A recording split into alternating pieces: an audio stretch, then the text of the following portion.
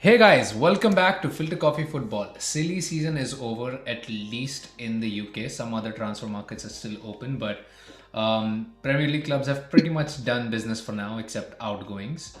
Speaking of a club with lots and lots and lots of outgoings and zero incomings, we're here to talk about Arsenal's Let me kiss the fairly badge again.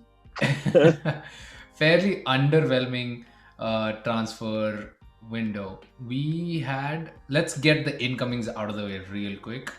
Two Hmm. kids, both Americans. I think one of them is a central defender, and the other Centre one back, yeah. is, yeah. And I forgot what the other one was, but he's The other from guy the is not, championship. he's not young. It's We've also signed Matt Turner, who's 27 years old Oh yeah, that from was, yes, New England Rebels. He's the goalkeeper, yes, that's the and I goalkeeper think replacement. even he also joins in the summer. Yeah, all the people that And have come here are not even there to stay because yeah, the other American we got from Colorado Rapids, I believe, Austin Trusty he's is gone back loaned back on loan. immediately. Yeah, So no real incomings and a bucket load of outgoings. A lot of academy players out on loan, but the more prominent outgoings this January have been, of course, Said Kolasinac left on a free, Maitland Niles to Roma on a loan, Callum Callum Chambers to Chambers Aston on Villa. a The basically a surprise move. free transfer. I think it's like Yeah, 2.5 million fee, but it's essentially a free transfer at this point for the amount of money correct. that we are getting for him. And the biggest of them all, Aubameyang. There was a lot of will he, won't he going on about that one, but in the end, somehow all three parties were able to find some sort of compromise, Hmm. and the transfer was made. So to sum up Arsenal's transfer window, it's basically what's written on this mug right there.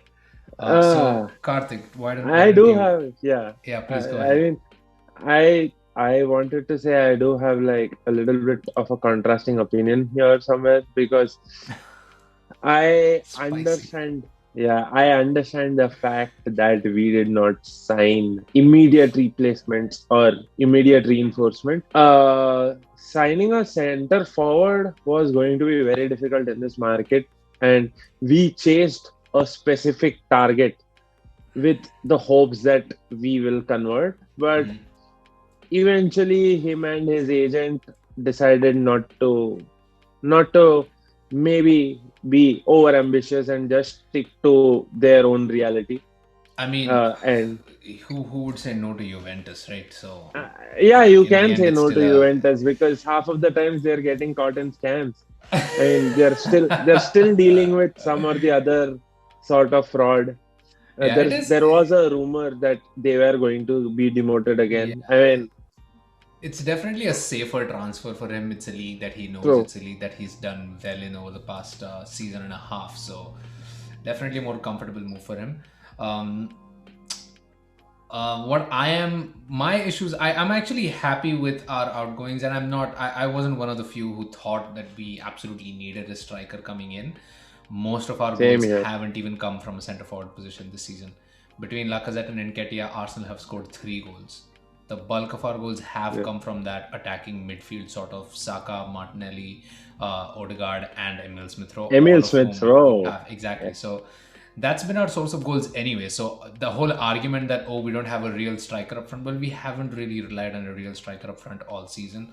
The only time I felt we really felt the need for one of them was in that Burnley draw, where probably someone a little bit more clinical would have made a difference. Yep. But like we discussed on the review for the match as well, we would have also benefited just from a different approach to that game, not True that. necessarily a True that. striker, but just play a different way.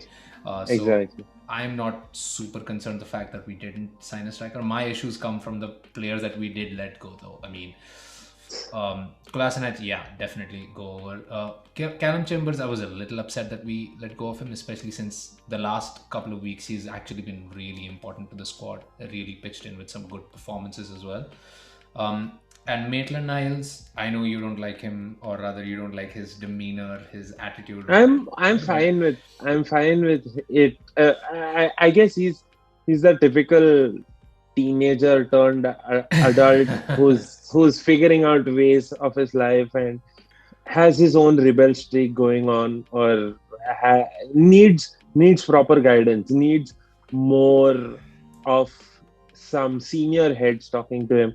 But Yeah. maybe that's just me thinking, because I've crossed that age, right? I mean, I understand how things go at that So we time. say, so we say. Yeah, But yeah, I get that point, but I think he provided very valuable depth to our squad, which we now don't have.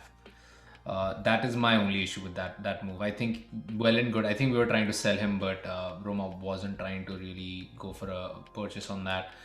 Hopefully, they might come back for Xhaka next season, and we might be able to get a more realistic deal on there. But my only issue was that we didn't even think to sign a central midfielder for the long run. I mean, I have a feeling we could have. I mean, Bruno Guimaraes went to Newcastle for 40 million. I have to think that we should have signed. I have to think that we had the financial capability to complete that signing. yeah, Now he's on high wages at Newcastle, I'd like to believe that he would come to Arsenal on a slightly lower wage. definitely. Did you see that video? Did you see his own Newcastle signing video? The first cut in that video is the I know, first yeah, they cut said he pans said no to to Arsenal, the and I was just Arsenal like, rumor, Arsenal rumors. Yeah, it's and I'm like, come on. yeah, that was just bad faith from Newcastle in that sort of announcement. But that is what stung me the most is that we couldn't get a midfielder signing in, and we aren't asking for like a showstopper, lights out midfielder. We're asking for just a realistic target, a player that was very achievable, and a player that would get himself established in the team in the long run. Someone with promise. I mean, even Spurs pulled out a move for Bentancur, again on the older side, but I think that is a fabulous signing for them. Bentancur and Kulusevski on loan. That is just the two players in, but such a big difference it could make if Conte is able to recruit them well in the squad. So, I mean, these are players that were there for the taking. I'd be surprised if Spurs are offering huge wages anyway. So, that's where I See, was upset. yeah, Is like there are good players out there. Why aren't we the ones going and we we were targeting two different names. I mean, you've heard the rumors about Tielemans and Neves. Uh, for Neves, Bruno Lage quickly dismissed the rumor, saying they would really hold on to him Mhm. because he's turning out to be instrumental for their challenge. And they seem to have a And really good project going on now. Like they're yeah, really starting to kick on this season. So no way they were going to let him go. yeah, and Tielemans, I mean, he's the only bright spot in a Leicester squad right now. So pricing him out would have been easily 60 million odd, which we were supposed to shell on our center forward. So I don't think we were too keen on spending as much right now, but I am of the opinion that with all these players going out and potentially some of the loans converting to full transfers, I am assuming that we are going all out in the summer once again, and we've maybe identified our targets and have made initial contacts, which is why maybe the squad is still thin. But you've got to observe right now we only have 17 games to play, and we are only playing 2 games in February. Hmm. Maybe, just maybe, the squad can pull through. Fingers crossed. I know that it's not easy to say that the medical room will always be empty, especially at Arsenal with Hmm. the previous history. But you can hope, right? There is logical reasoning behind not really adding panic buys right now. That's what I would say. We have and about midfielders like a Bentancur or a Kulusevski. I don't think Kulusevski solves our problem Hmm. Yeah, that's fair. as a That's central fair. midfielder.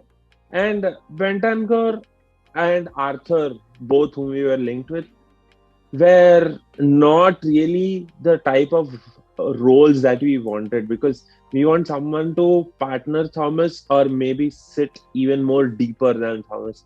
Both of these players will eventually move forward. even Arthur for that matter. So I think that loan could have potentially backfired. Although yes, there I is a mean, body, there is an additional uh, person in your squad. Arthur. Yeah, I was never on board with Arthur, but I mean, Juventus went ahead and replaced Bentancur with Zakaria for Dennis Zakaria is less something than, that, yeah, and I think yeah, the fee was like less than 10 million or something. five. So it's Yeah, that definitely but what that you're saying is could have actually been. but what you're saying is actually quite relevant. That's what makes me feel a little bit better. The only thing to consider now is my next question to you is, because of the lack of business in January and further, essentially weakening the squad, you can say in many ways, because now we really don't have a lot of injury cover at all. Is this potentially top four gone for Arsenal? Do you see us still ending in that top four, or do you think that we've just kind of pulled ourselves out of that race, given that Spurs strengthened themselves, So and you mean United already have a really deep squad, despite issues going on around them, but still. I'd say maybe this gives the squad more impetus to like finish inside the top four because see, questions are being raised not only about the manager but about the squad and but about the squad too, right? I mean, when you say that, oh, I think Arsenal have resigned to their fate, or have they given up, or are they bleeding the kids dry? You are maybe just lighting up the fire inside the kids to like just step up, maybe punch beyond their weight, and you never know, right? I don't want I will never discount a top four finish because from the start of the season, the first three games, people were calling us relegation contenders after the first three games. Uh, but you had a manager from another team who was manager of the month getting sacked in less than 1 month after that. So with the volatility that's in place in the Premier League, I don't want to discount our efforts at top four or the chances at top four, but I will agree to the fact that maybe we've hurt ourselves a little bit by not being smart in the market. But again, there must be some reasoning which I'm not understanding here, which is why we've not really had any incomings. Yeah, well, like you said, I'm hoping that the two reasons why there wasn't a whole lot of business done now is because we only have the one competition to focus on. So maybe Correct. we don't need the kind of depth that Arsenal are looking for, which is why the management thought that, okay, let's focus on more realistic targets that we probably don't have to overpay for in summer, given that a lot of True. big teams have made big moves now, so they probably won't be as aggressive come summertime. So, yeah, not the best transfer window. The core of the side is still there, and we've gotten rid of a lot of dead weight. I mean, with Aubameyang gone alone, that's 25 million Or off saved. the wage bill for the next year and a half, and a very weird deal there as well. Um, Even Lacazette will be off, so Lacazette will be, yes. that's Lacazette also will saving be some big out the end bucks. of the summer, so I think they were hoping that Lacazette performs because he also needs to earn himself a good move once his contract runs out. So Right. um, overall, I'm not happy about our transfer window, but I think whatever it's like, we made the absolute necessary moves, and I really appreciate the amount of hard work that went into just severing ties with Aubameyang. And we should probably do a separate video just talking about um, His impact. his impact, because he has been an incredible player for Arsenal, but it's just sad that things had to end 162 the games and way. 113 contributions. Yeah, That's quite a yeah. number. Quite a number. So we do wish him all the very best, despite all of our current sentiments for him, and Right. But yeah, that was us talking about Arsenal's transfer window. Join us in the next video where we look at the Premier League's transfer window as a whole and see what moves we liked, what moves we did not like, and who we think won the transfer window in the Premier League. So yeah, thank you so much, guys. Like always, like, share, subscribe, and follow us on Instagram. See you guys next video. See you Bye. soon.